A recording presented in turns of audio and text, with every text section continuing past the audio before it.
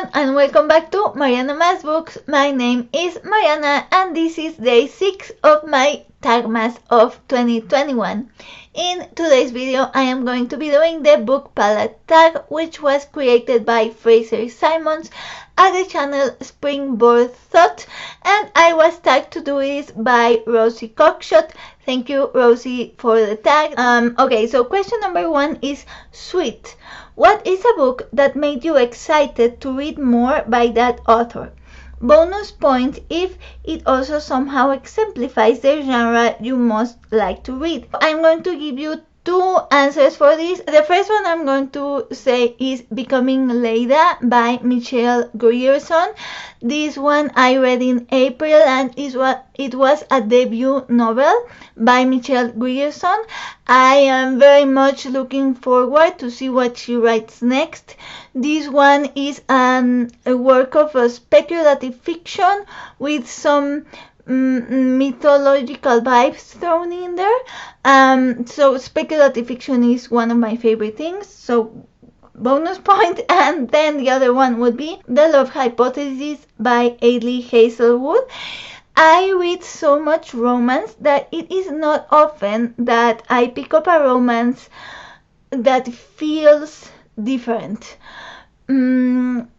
It's hard for romance to feel different anyway, right? Because it's a very formulaic genre.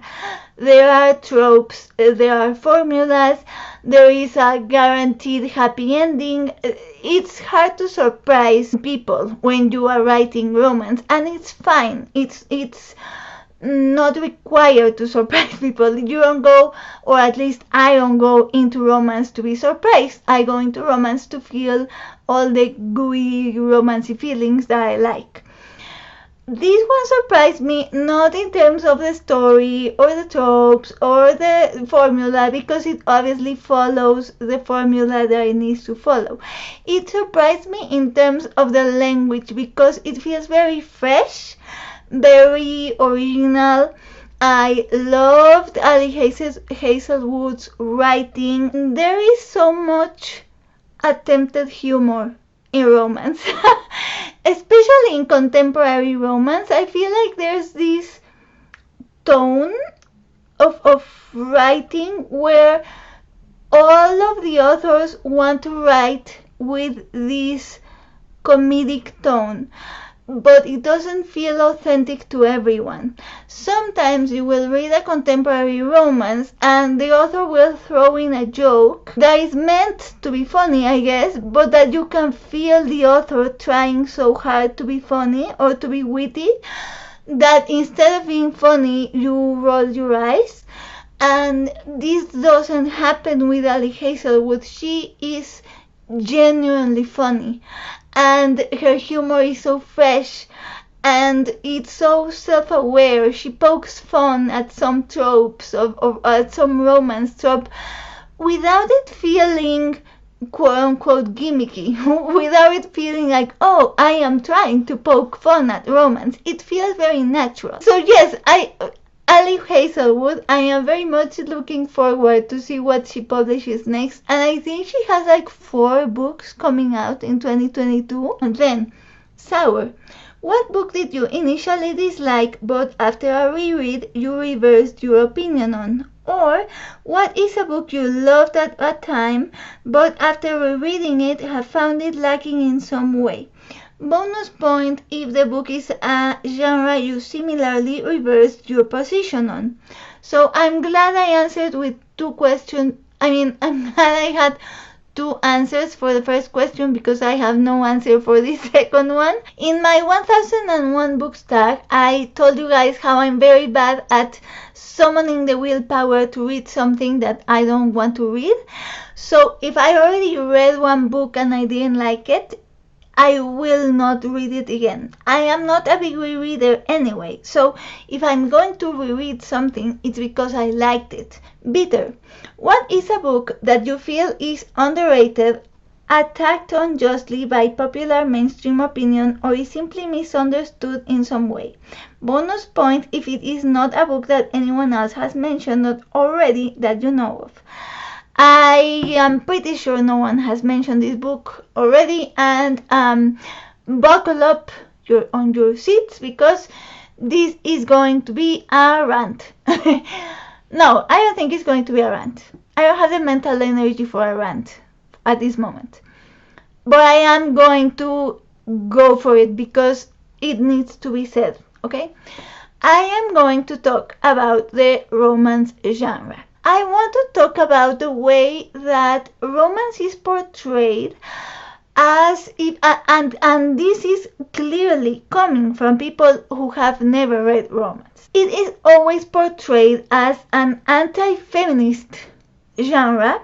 It is portrayed as like a very Disney princess type thing, where women, because it's always women obviously that are being judged for this particular thing, women who read romance get unrealistic expectations about love and want to find their Prince Charming, and it's they don't have a lot of brains if they read romance, that type of thing. That is a stereotype I want to talk about, because, and this is, I am 100% being straight with you guys about this, and I was actually recently talking about this with my sister. I feel that I have learned so much since I have started reading romance. So much about consent, about feminism, about female empowerment, about female agency, much more than by reading a feminist text, for example. I would argue that obviously not all, hashtag not all romance, not all romance is like this. There are obviously fairy tale type romances and anti-feminist romances, as there is in any other genre of book. But a lot of romances, and certainly the ones that I read, I feel I would argue that they are like applied feminist theory. You know how you can study theory for any type of science. You can study math, for example, and then you can study applied math and how you can apply math to the real world. I would argue that romance is applied feminist theory. A concept like consent can be hard to understand. And I, as a woman, I'm telling you this, I had a hard time understanding exactly. I understood what consent meant, but I didn't understand how it looked like.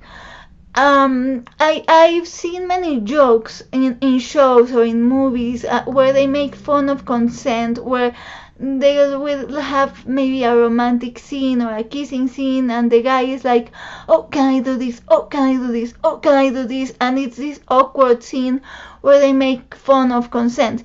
And I understand where it's coming from, because it can be a hard concept to understand, especially since these are concepts that we are learning as a society after centuries of learning otherwise. We are unlearning so many things about relationships, about gender, about dynamics, that there are things that can be hard to understand, hard to grapple with. Specifically talking about consent, because I am going to narrow it down so I am not here talking about this for 1 hour. I feel like I have learned so much. After reading romance, I can tell you I have learned. I can now understand what it means, what consent looks like, how it is applied, how it can be applied in everyday life, in everyday relationships. And that doesn't only mean romance, in general relationships, any type of human relationship or interaction. As I said, I was talking to my sister about this recently, and I was telling her how I haven't had a relationship in a long time because of COVID plus my illness plus a lot of things, I haven't had the opportunity, right, to meet new people. Okay, so but I started reading romance, like really reading romance last year during quarantine. So I was saying to my sister how I feel like if I had a relationship now, it would be so different. I would be so different. I feel like it is Mariana before she read romance and after she read romance, and not in the way that, as I said, not in the way that people make for it to be, not in the way of, oh, now Mariana has unrealistic expectations, now she wants a Prince Charming, and now she wants something that is not real life. I am perfectly aware I can differentiate fiction from real life, but I mean it in the sense of all of the things that I have learned about my own agency, about my saying things, about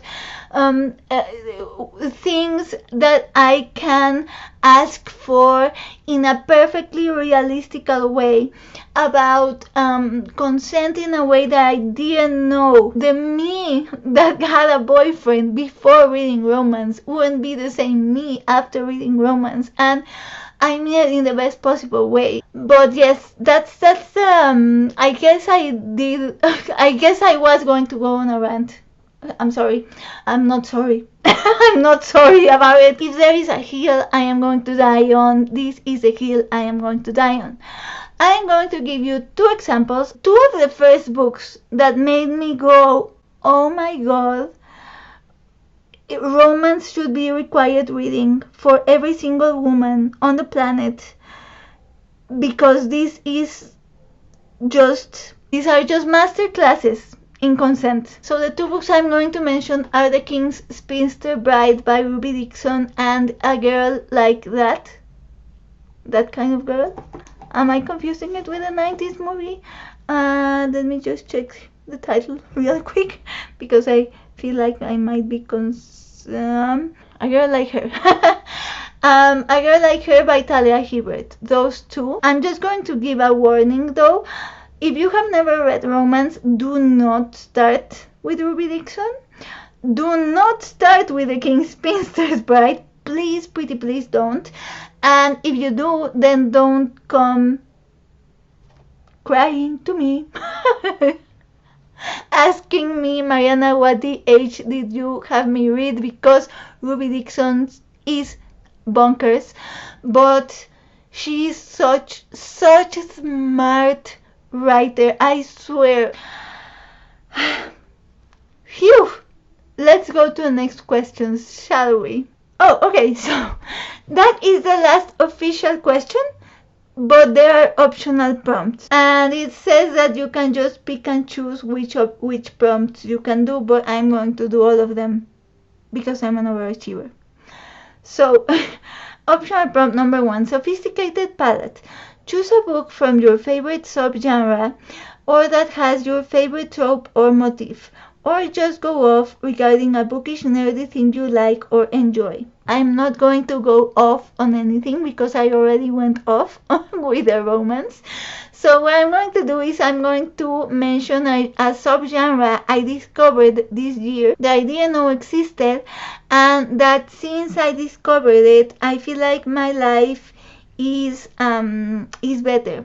It's better for discovering this subgenre. It is called gaslamp fantasy. Let me just look for the definition of what gaslamp fantasy is. Gaslamp fantasy is a subgenre of both fantasy and historical fiction. Generally speaking, this particular realm of fantasy employs either a Victorian or Edwardian setting. Many of its tropes, themes, and stock characters derive from Gothic literature and could be described as an attempt to modernize literary Gothicism. The gaslamp fantasy genre is not to be confused with steampunk, which is often set in the same historical era, but usually has more of a super science edge and unchronic tone. Does that not just sound like the best subgenre in the history of literature? Because, let me just answer it for you. Yes, it does. A book that I read this year, which is what led me to discover the Gaslamp subgenre, and that book is The Binding by Bridget Collins. After I finished it, I went into Goodreads to see what labels it had in order to find more books like it, and that's where I discovered Gaslamp Fantasy. Next question. Unrefined Palate. What is a book or genre that you consider a guilty pleasure, though you shouldn't feel actually guilty about reading anything, really, but hopefully you know what I mean. I know what you mean. The two I would consider guilty pleasures would be either alien or monster romances. Eclectic Palate. What are your top 3 genres you typically read or gravitate towards? And those would be speculative fiction, romance, and historical non-fiction. Maturing Palate. What is a genre you've read little or none of, but would like to sample more? What book, if any, prompted this? I would say biography. I didn't used to read a lot of biography, and I still haven't read that many biographies, but this year I discovered that I love reading biographies, and I have been reading more, and I would like to read many more. The book that prompted this was The Romanov Sisters by Helen Rappaport, which is a collective biography of the Romanov sisters. That would be the whole tag. I'm going to leave it at this because I have been talking for ages.